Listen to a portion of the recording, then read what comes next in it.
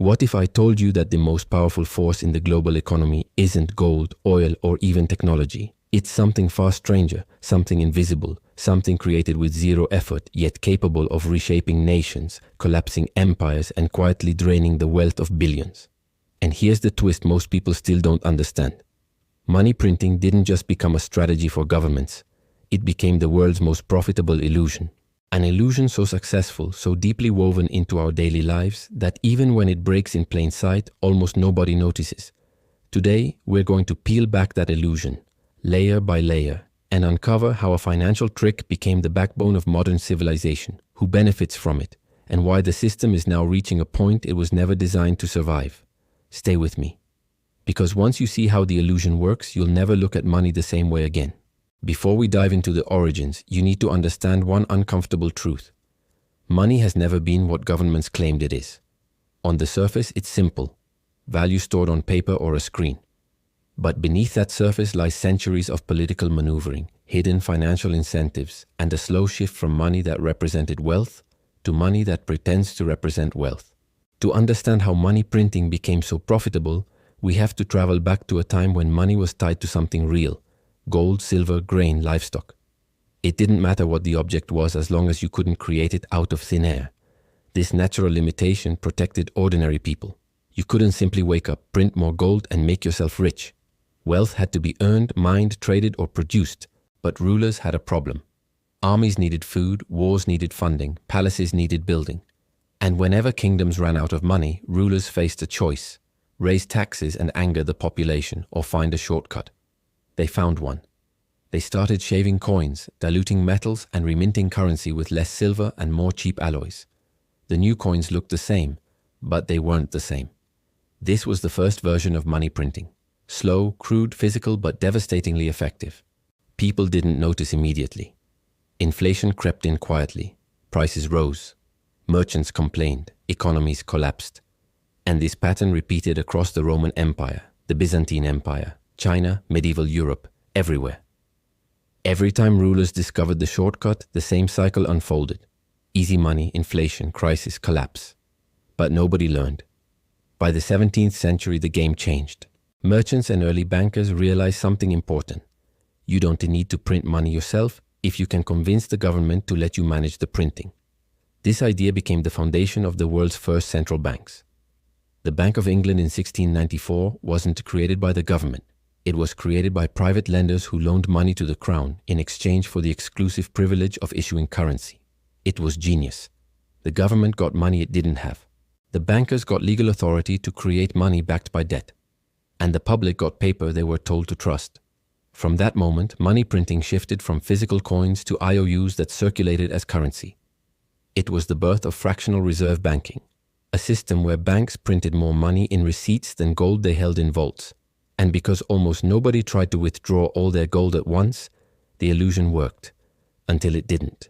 Every few decades, panic hit, people demanded real money, and the system collapsed. But instead of abandoning the system, governments expanded it, not by accident, because the illusion had become profitable. Fast forward to the 20th century. Everything scaled up. Wars were bigger, governments were bigger, debt was bigger. The gold standard, the final safeguard, was cracking. After World War II, the Bretton Woods Agreement attempted a last compromise. The US dollar would be tied to gold, other currencies tied to the dollar. For a time, this worked. The world trusted the dollar, and the US printed money at a rate the world didn't fully understand. By the 1960s, cracks showed. France demanded gold for dollars. Other nations followed. Gold reserves drained. Confidence collapsed. And in 1971, President Richard Nixon made a quiet announcement that changed the world. The US would no longer convert dollars into gold. The dollar was now backed by nothing but belief. This was the moment money stopped being money. It became a symbol, an IOU with no physical anchor. From then on, money didn't represent wealth. It represented debt, and debt could expand without limit. The decades that followed show a clear cause and effect chain. More money printed, more debt created, more inflation, more inequality.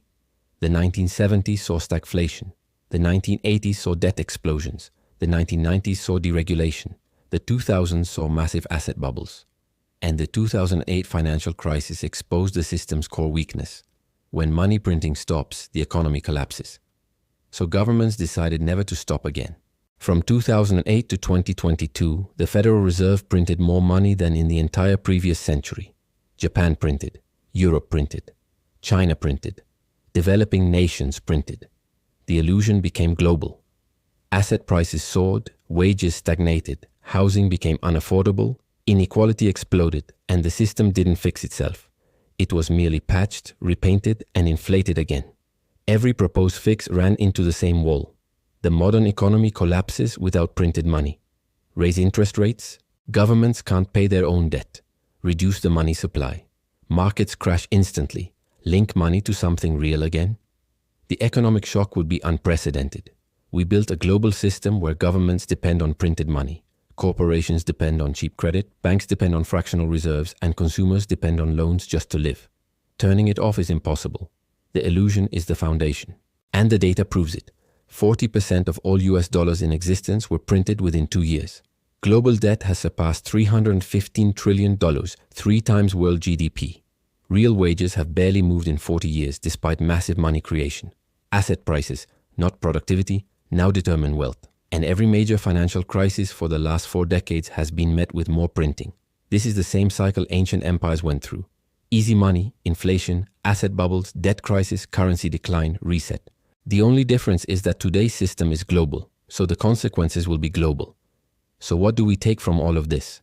First, modern money is no longer tied to value. It's tied to debt. Understanding that is the key to understanding why your purchasing power shrinks every year. Second, money printing always benefits the same people, those closest to the source, governments, major banks, and large corporations. Third, every major financial collapse in history began with the same illusion. Believing you can create purchasing power without creating real wealth. And here's the warning. We are living in a system built on a trick that only works as long as people believe in it. But illusions don't last forever. When this one breaks, it won't look like a simple recession. It will look like a global reset.